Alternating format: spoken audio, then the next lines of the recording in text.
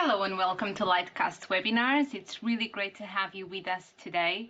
We're very excited to be presenting our new European Skills Transformation Index, exploring some of the data behind the index and also some of our biggest findings. We have with us Andy Derman, our Executive Vice President of Global Business, and Elena Magrini, our Head of Global Research. If you have any questions during the course of the webinar, please put them in your question box on your control panel, and we will endeavor to get back to those at the end of the presentation. We'll also be sending out a follow-up email, which will include the slides we're sharing and the webinar recording, so keep your eyes open for that. If you have any questions, as I said, you can put them in the control panel or get in touch with us afterward as well. So without further ado, I'll hand over to you, Andy. Thank you, Mariana. It's a pleasure to be here, and thank you everyone for joining us today. I hope you find this session to be of great interest. I know Eleanor and I are excited to share some very new findings with you about what we're seeing in the European labour market there. And so I'd like to say hello to Eleanor. Thank you for joining me. How are you? Hello, Andy. I'm good, thank you. Excited to be here. Great, good stuff. And I should add a few minor potential apologies. I'm battling a man cold, and so I may cough and splutter at times. I'll try and go on mute for that one, so apologies. And Eleanor's got some building works happening in her building, not in her room, thankfully. So if you hear a few noises in the background, please accept our apologies. We will try and keep the disturbance to a minimum. There. So great to have you, Eleanor, and I'm excited.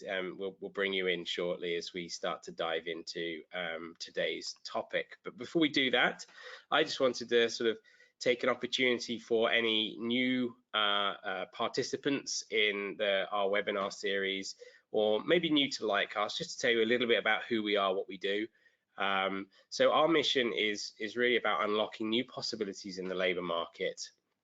In our view, the foundational view to our business is that to unlock possibilities, we first have to understand what those opportunities are, but also where the challenges are as well. And so as a labour market analytics and data company, our sole purpose is to really dive in and understand what is actually happening out there in the labour market, produce the data and insights that then you and your organizations can take and turn into substantive actions.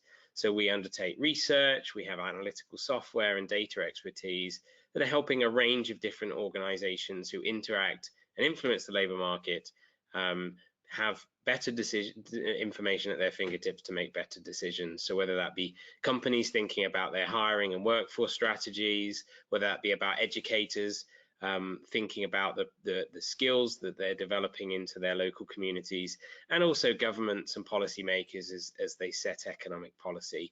A foundation of solid data means we can ensure that decisions are going to be stronger, better, and more impactful. And our job is to bring that data to you, and we have a range of different data services and solutions, ranging from our work to understand the structural building blocks to labour markets through our structural labour market intelligence, through unlocking big data sources like job postings and professional profiles that allow us to really dive into the real-time trends associated with employer hiring demand and worker skills. And as I mentioned earlier, we deliver that through a range of services. We have web-based software solutions that allow you to self-serve information. We have data feeds that you can pipe into your own business intelligence activities or public-facing services.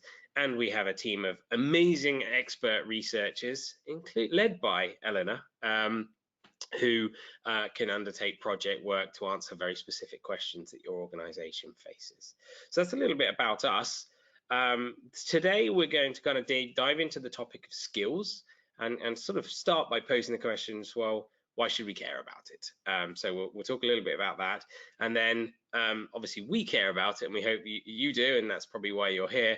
We want to kind of share with you some new work and some new research we've done, looking at the European labour market and think about how skills are changing in the labour market and what might this mean. So excited to dive into that with you. So let's start with the kind of why do skills matter question. And skills matter, and we hear a lot about it in everywhere. You're probably thinking about it a lot. You hear the term skills gap, skills shortages relentlessly. And on the screen here are a few examples of some of the big picture highlights taken from different pieces of research from different organizations around the world that are identifying and noticing the fact that skills are changing. There's plenty of disruption happening. And often highlighted in a sense of challenge and alarm. But of course, where things are changing, that presents a massive amount of opportunity, and the challenge is understanding where that opportunity is so we can encourage and support our communities and our businesses through that transition.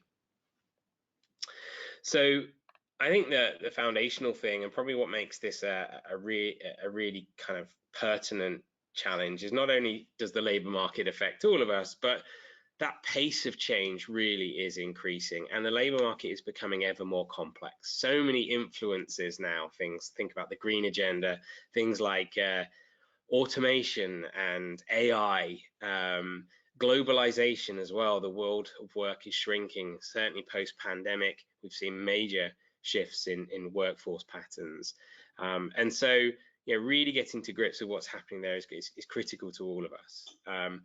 This year, we're focusing here on the European labour market. This year is the European Year of Skills, and that is really, I think, a recognition of the fact that this is we're at such a critical point in enabling our communities to exploit the great opportunities and mitigate the risks of the big change that is happening right now. And of course, with the European Year of Skills, that's shedding a real light on some key aspects, but also influencing policymakers, education providers and others to really think about how do we make that move from a historic kind of occupation job type understanding of the labour market through to skills-based view of the labour market there. And so it's our mission to really try and help organizations working through that transition and looking to embrace that there. So it's at this point I'd like to bring you properly in, Eleanor, because you're going to tell us a little bit about our European Skills Transformation Index and the work we've done there to try and illuminate some facets of kind of some of those key trends. So welcome back, and I suppose first of all, tell us a little bit about why we've created this index before we maybe dive in and think about what it is and what we're seeing from that work. No, thanks, Andy. And I think the why we created it is very closely linked to what you said just now about why we should even care about skills in the first place. The labor market is changing so fast, and skills play such a big role in determining and helping us understand business needs, that we need to understand how they're changing. So what we wanted to do with this European Skills Transformation Index was trying to understand, okay, the labor market is changing fast, but which part of the labor market are changing fastest? What are the skills requirements of these parts of the labor market? And then also, okay, we are seeing that some parts of the labor market are changing fastest than the other in terms of occupations. But does that apply to all sectors in the same way? And does it apply to all the companies within a sector in the same way? So we try to look at all these different dimensions. Cool, thank you. And so I suppose, much like I mentioned, Lightcast starts with data. Presumably, this is exactly where we've started as you've started to think about beyond the why and how do we actually illuminate those facets that you mentioned. Yes, so we want to understand skills needs, but there isn't much data available out there on skills needs, specifically in relation to what employers need. So what we did for this research, we actually used Lightcast proprietary data on job postings, which is a library with millions and millions of job postings that have been collected across countries, across the world, from online job boards, directly from employers. And basically, all this data gives us millions of data points specifically related to the recruitment needs that employers have in terms of occupations, as well as in terms of the skills requirements related to each occupation. This is very exciting because it's a lot of data that we can play with, and if you're a researcher like me, it makes it really exciting to actually play around with the data. But to make sense of it, we also need to have a common language. We need to have some structure around the data to drive some insights. And so what we do is layer this job posting data, which is clean and deduplicated, with some common taxonomies around occupations and skills to define the parameters of the research. So on the occupation side, for this piece of research specifically, we used ISCO, which is the common occupations classification used by the European Union. And to define skills, we used Lightcast Open Skills Taxonomy. And I know we're going to come into that into a moment. But basically, by overlaying these millions of job postings with these taxonomies, we are then able to draw some skills insights on how the labor market is changing, both in terms of what skills are driving this change, where are different skills requirements needed, and how they're changing over time. Fantastic. Yeah, no, interesting. And as you mentioned with skills, we've overlaid the Lightcast Open Skills taxonomy. So, yeah, skills is often interpreted in many different ways. So why don't you come on and tell us a little bit about the Lightcast taxonomy and therefore provide that context for how we're defining skills in this context. Yes, so the Leica skill taxonomy is a very big taxonomy comprising 32,000 different skills and which is growing every day. So the good thing about this taxonomy is that it is very granular in its classification. So it helps us understand all the different nuances and specific skills needs of different parts of the labor market. But it is also regularly updated, which means that as soon as new skills come up into the job market, we're able to capture them and see their trajectory over time, which is very interesting, for example, in the context of AI and Gen AI playing a big part in the labor market right now, for example, as we're able to see that. So very granular and regularly updated. Obviously, it's hard for anybody who does analysis to actually look at 32,000 different things. So we also need some structure around that to make it more digestible. And for that reason, these 32,000 skills are organized hierarchically around 32 different categories and 400 different skills subcategories. And what you see here on the slide is an example of that. For example, business is a category of skills within which we find a number of subcategories, within which we find the specific skills. And these specific skills are also categorized in 3 different ways. On one end, we have common skills. Other people refer to them as soft skills, transferable skills. Those are the skills that are transversal and we find them in many parts of the labor market, like operations here in the example of business. And then specialized skills are instead the more technical, sector-specific, occupation-specific skills. And software skills are a subset of the specialized skills, and as the name says, are the software tools that we need on a day-to-day basis. So going back to the business example, forecasting management, for example, is a specialized skill, whereas Oracle, it's a specialized skills, but it's also a software skills. Fantastic. So we've got all this data that you've just described. How do we take that big vat of data and turn it into something meaningful that we've called here the European Skills Transformation Index? Yes, so to turn this data into an index, what we did first was to define the parameters of the research in terms of the countries that we wanted to look at. And for this specific work, we look at 10 Western European countries. These are Austria, Belgium, Switzerland, Germany, Spain, France, Ireland, Italy, Netherlands, and the UK. And I got all of them, 10 of them, which is good. What we did was for each of these countries, we look at the occupational, the skills profiles of each occupation. So for each role, like software developers, we look at the specific skills needs and how frequently specific skills were mentioned in job postings in 2022 and in 2021.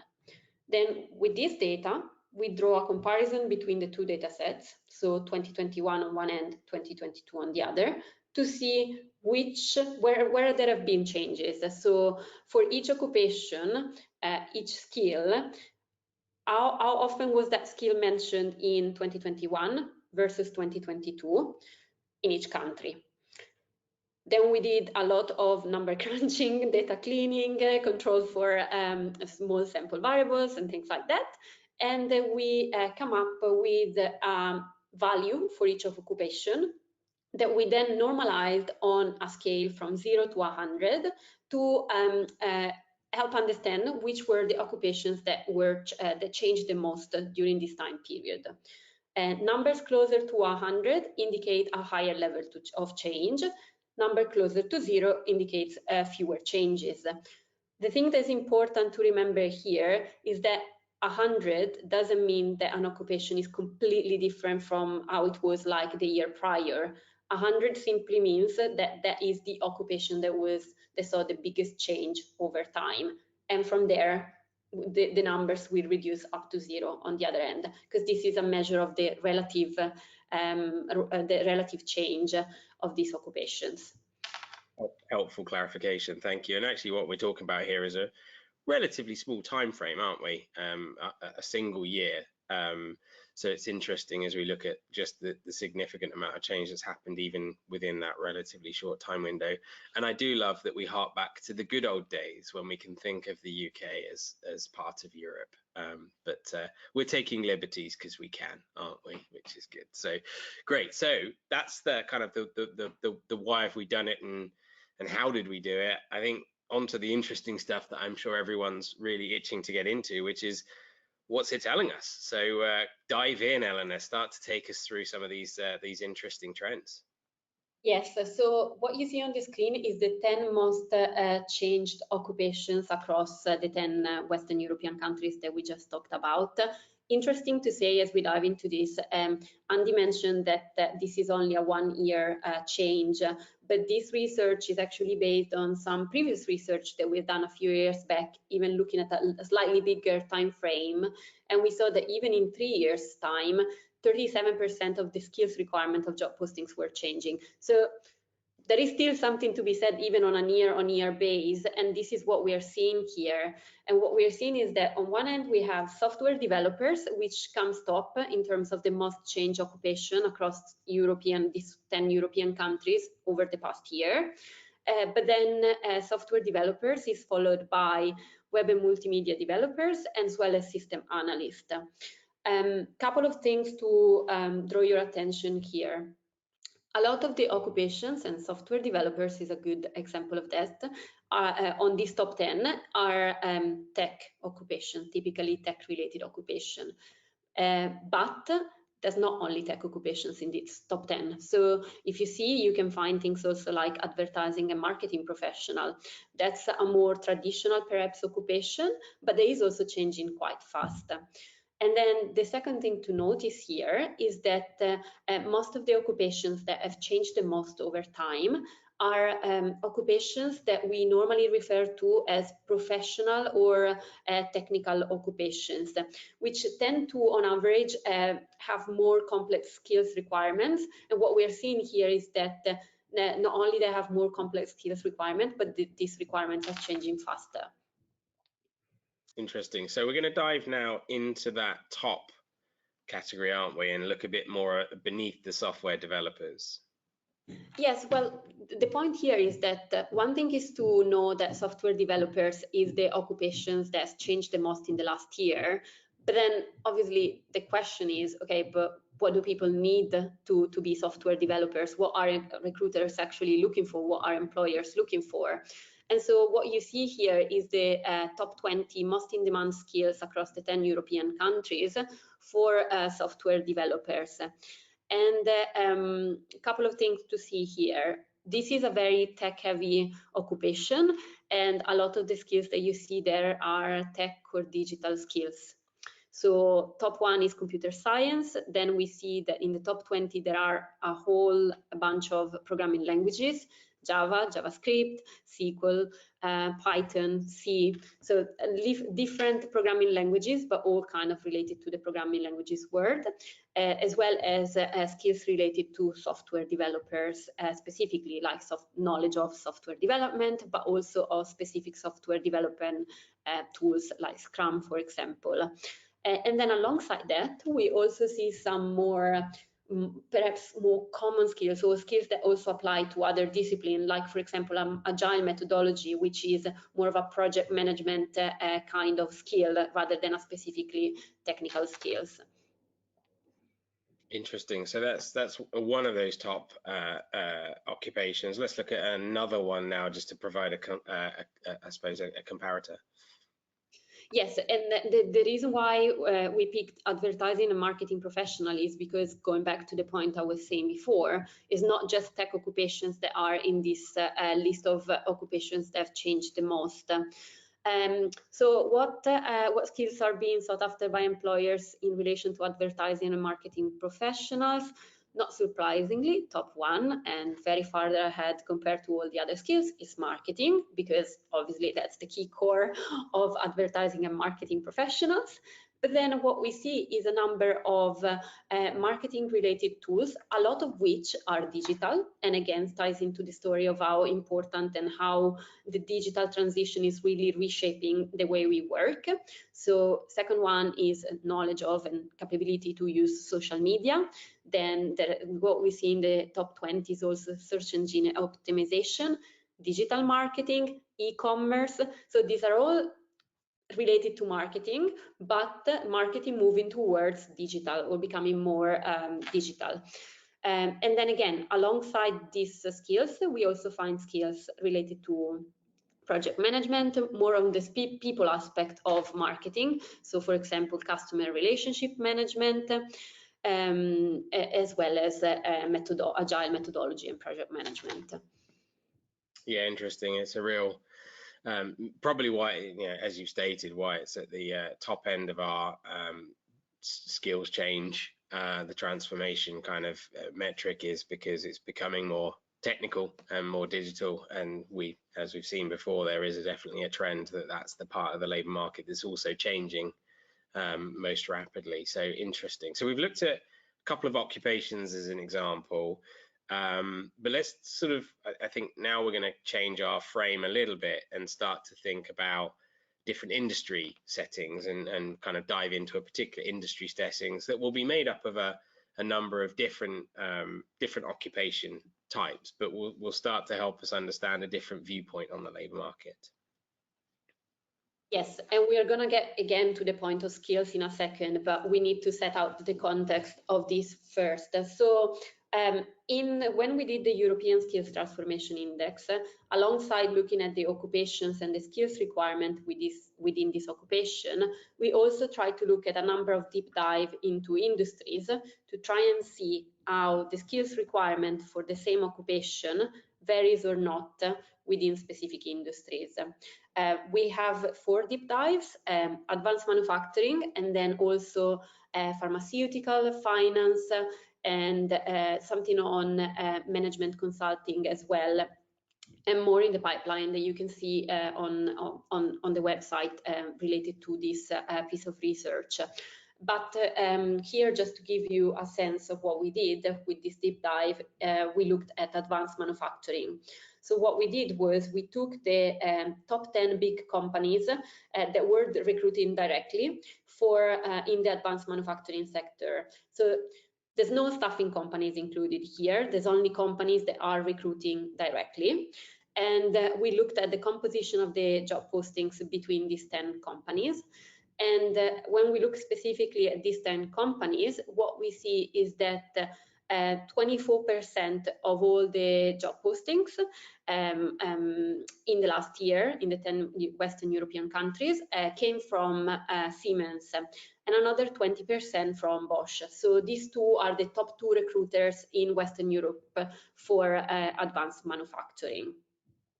And so we're able to then dig in, aren't we, to understand those specific companies, to kind of try and understand, is it a similar need that they're unlocking within their workforce, or is it is there variation company by company? So let's dive into that.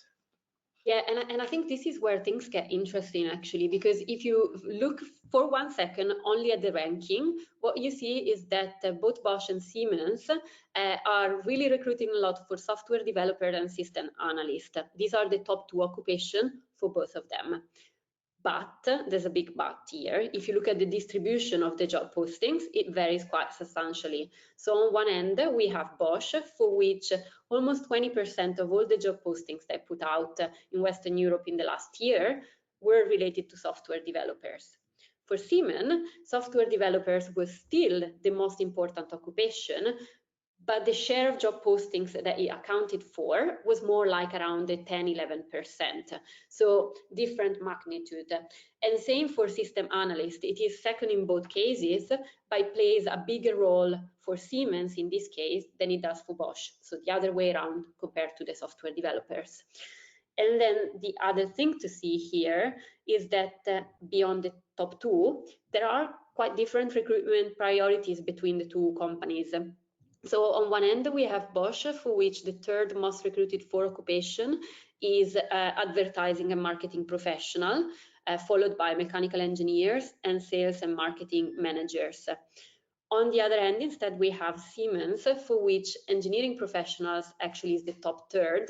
Then there is business services managers.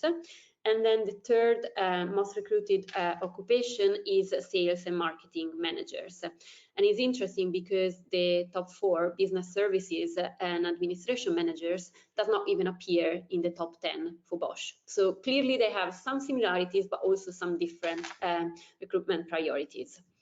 Yeah, it's fascinating, isn't it, to look at certainly hiring intentions to give us clues about different similar needs and different needs at a really granular level, company by company, let alone kind of at the aggregate kind of manufacturing level at all. So both companies showing a real drive on the software developer side of things, and we hear that there's definitely a war on talent in that, because that's not just manufacturing alone. So many different industries are seeking that level of talent and type of talent. But I suppose the interesting question is it just those 2 that are driving that within advanced manufacturing? And of course, we can flip the data the other way around and kind of pick our occupation and look back at trends associated with the range of businesses, can't we?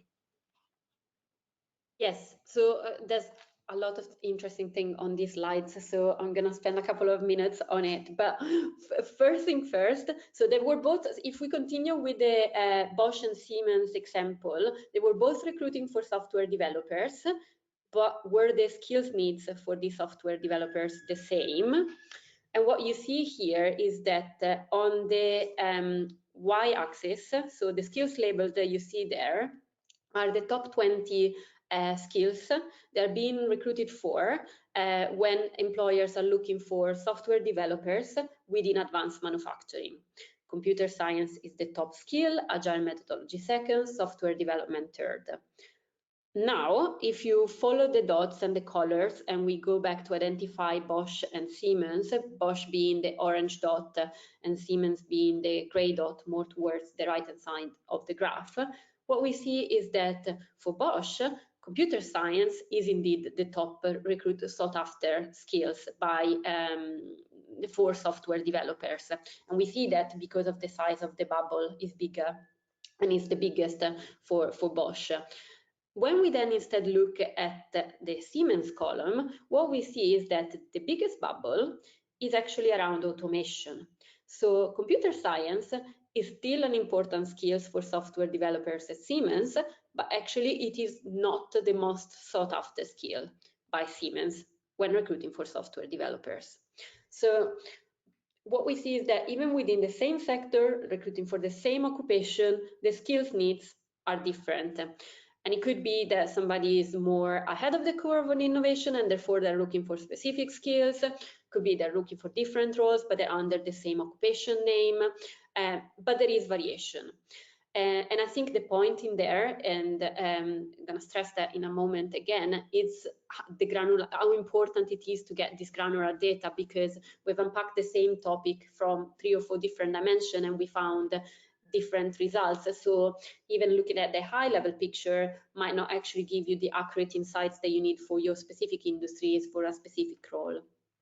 And then on this point, the second thing that's interesting to me on this graph is that if you recall the top 20 skills that we looked at just a little bit earlier for software developers across all industries, across all the countries, the skills needs were actually a bit different.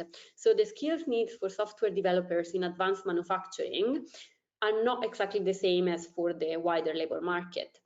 One of the things that we saw earlier was how Java was actually the top programming language mentioned by software developers for software developers. Here instead what we see is C++ coming top in terms of programming languages. We see Java actually a little bit farther down, and actually JavaScript does not even appear in the top 20 for software developer in advanced manufacturing, but it was quite important overall in the labor market. So it's probably an in-demand skills, but not for advanced manufacturing. Very interesting. And I think that reinforces our points from earlier that the labor market is becoming incredibly complex. And so historically, thinking back, a couple of decades, it really was about qualifications aligning to occupations, but now it's really about diving into those skills and the skills variation that is changing ever more, and finds different combinations of those skills, even within the same industry and the same occupation, but varies by the company and how they're driving things forward. So it does really clarify that complexity. And so, thank you for taking us through the data, having looked at just some examples there.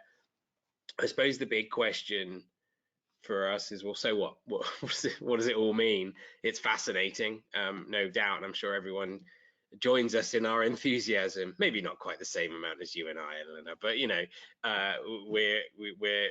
it's fascinating data and illuminating. But it's only, quite frankly, it's only as good as the decisions and the choices that you and I can make based on that insight. So, what does this mean? And I think what you highlighted and what it kind of drives for me is really thinking back to the communities that we're serving, primarily that being companies, education providers and government entities. That same information has significant power and interest, but in slightly different ways around the same theme. So thinking about from a company perspective, really thinking about how we can redefine how we look at our own workforce as it is today, where it needs to be through our planning and how we get there, and whether that be through recruitment or thinking about growing talent, mobilizing talent in different ways based not just on their qualifications or their occupation, but actually thinking about the skills that they have specifically. How do we ensure that the right skills are pointed into the right activities within our businesses, and where there are gaps, how do we fill those gaps?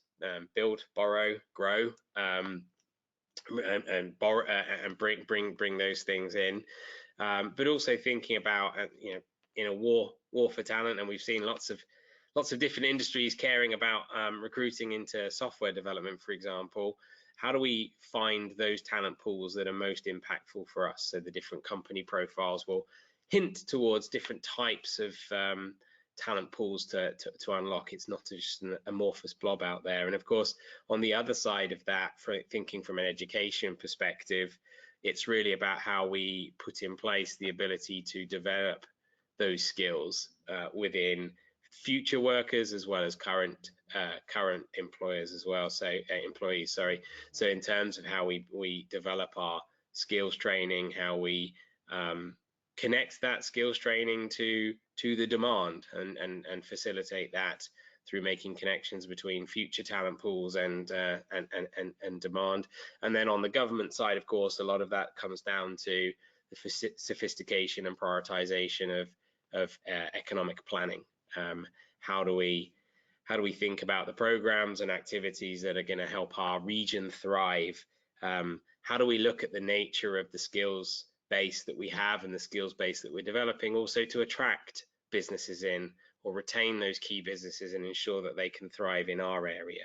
So lots of applications, certainly, and I hope in terms of the audience we have today, you can start to think about how you might apply this kind of information into the work that you're doing. And of course, yeah, we'll talk in a moment about how you can access some of this information if you haven't already got to it. You know, the big thing about the work that we do at Lightcast is, as hopefully we've hinted at, is we sit on this wealth of data and we can get that into your hands so that you can ask the very specific questions that might be different questions to the ones that we've just taken you through, that enable us to enable you to really get to the granularity of that information and intelligence to shape your own activities.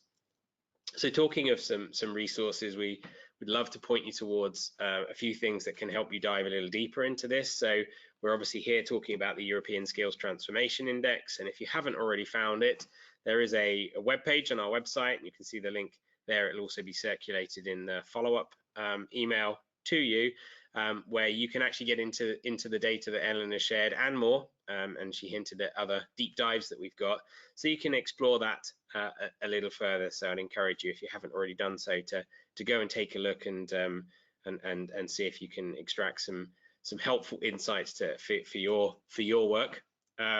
We've actually replicated this and focused in on the DACH region, so Germany, Austria, Switzerland, and we will be having a webinar shortly. I think the date is yet to be confirmed, where we'll be diving into that subset of data, a subset of the wider European Skills Transformation Index, so we can look at that within more of a country and region setting as well. So that one will, I believe, be in German language as well. So that's one to dive into there. And also just thinking about the kind of skills-based transformations, you may have been on it last week. I hosted a webinar with colleagues where we actually talked a little bit more about how this level of kind of insight can really feed workforce planning and transformation within a corporate and company setting. So if you missed that one, then there's some resources again linked there, and a webinar that you can review back as we go. So I think that's kind of the primary content. So thank you very much, Eleanor, for sharing that analysis. And as I said, I encourage you to go and access those resources so you can dive into the data a bit more deeply for yourselves. But I'm going to bring you back in, Mariana, to see if we've got any questions about today's topic, and if it's kind of inspired anyone to throw some questions out that we might be able to answer. Mariana. We do indeed, Andy. We actually have 6 questions in total so far. We might not be able to answer all of these, but we will definitely get back to all of these questions later by email. But the first question is, how is Gen AI transforming skills requirements in the labor market? Is that Gen AI as generative AI? Yeah. Yes, good question, and it's a question we get asked a lot. So Eleanor, you're the brains on this webinar. Why don't you share some of what you've been seeing in the data? It's a really good question, and I think it goes back to a point we were saying earlier about how exciting it is to use job postings data, because we can see straight away what's happening in the labor market because of Gen AI. Now, one thing that we've already hinted at in terms of how the labor market is changing and what is driving this changing, technology is the biggest component that is driving this changing. And we've seen it in the software developer example, we've seen it in the marketing professional example, and Gen AI is a subset of technological advancement, is the cutting edge of that, and it is playing a big role in the labor market. Colleagues have done research recently looking at the rise of AI, and what we are seeing is that is rising very fast from a very small basis, and is becoming more and more in demand in more industries, again, not just an IT story anymore. And I think in the previous webinar we did, Andy, we actually had a quick look at ChatGPT specifically and the role that it was playing in the labor market. And even by just looking at ChatGPT with only one small part of AI again, we were seeing a lot of changes and rapid growth. So it's definitely a very interesting area of the labor market to look into, and something that we need to keep an eye on definitely for next year. Yeah, and I think that's interesting. We can look at where it's being explicitly identified, but of course, as more and more activity happens and research happens, we can get a clearer view of where that impact is likely to be, or more likely to be. So we can also kind of map the future state to the current position to understand where that disruption might be greatest as well. So lots of different ways we could do that. And of course, we could just throw the question into ChatGPT and see what AI has to say for itself as well. So good. Thank you, Eleanor. So we've got probably time for another question, Mariana. So the second question actually reverts back to some of the first few slides, specifically the skills index. And this audience member asked, how many occupations in total did you analyze in 2021 and 2022? Another one. Yes, we've looked at all the occupations within the ISCO classifications, which has in between, I'm gonna get the number wrong, but it's over 300 occupations. It's over 300 occupations for sure. And I can't get the exact number, but we're definitely in that territory.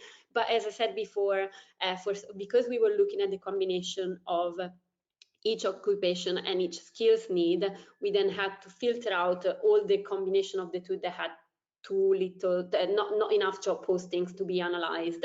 And so all in all, at the end, we were talking about more like 100 and 150 occupations that we were able to analyze in depth across the 10 countries. So looking at where there's most activity and the richest data. Yeah, cool. Thank you. Let's squeeze another one in, Mariana. Right, so the third question is the skill scraping based on what the employers are requesting? Shall I go for that one as well? Yeah, go for it. Yeah, feel free to. It feels like this is like a quiz, and I need to see how prepared I am on these things. But yes, so that's actually an important point that is also kind of refers also to the previous question and to a data quality issue in general. Job postings data is as good as the information that employers provide in job postings. So what we have seen is that in recent years, employers have become more and more specific about the kind of information they're putting in job postings. And so this means that the richness and the wealth of data that we deal with has become much better over time. But the skills requirements are based on what they put on the job postings. So if it's not mentioned in the job postings as not being considered as part of this analysis, I'd say this doesn't really affect new skills because employers are normally very keen to mention new skills. It probably affects the skills that are becoming more implicit more. So for example, computer literacy 5 years ago, it probably something that was popping up a lot in job postings. Now we're seeing that less and less because more and more people have that acquired knowledge and it's by default implied by employers and they don't need to specify it anymore. Yeah, fantastic. That's a great question and a great reinforcement there, Eleanor. Thank you, because we've got to understand some of the biases that are baked into different types of data. There is no such thing as a perfect data set, and one of the things we try and do is triangulate different data points to kind of give us an all-round view. But it is worth thinking as we look at job postings that this is really, I think, giving us a sense of what's the white hot heat of the labor market and where the kind of what are the skills that employers are seeing as critical to the roles, or the sorts of skills that really differentiate candidates or potential employees, and also those skills that are often the hardest to find and therefore need to be intentionally sought. So it does give us a sort of a leading indicator to kind of the highest priority or highest order components, and so and why we've focused at the top end of what's changing as opposed to what's dropping off, so to speak, which often isn't necessarily disappearing. We all still probably spend more time than we would love to in Microsoft services, but because that's fairly standard now and not a real differentiator in the marketplace, it's the sort of things that maybe you don't see cropping up quite as often as they used to. So it's a good reinforcement to think about understanding the context as you read the analysis. So thank you very much, and until next time, stay safe.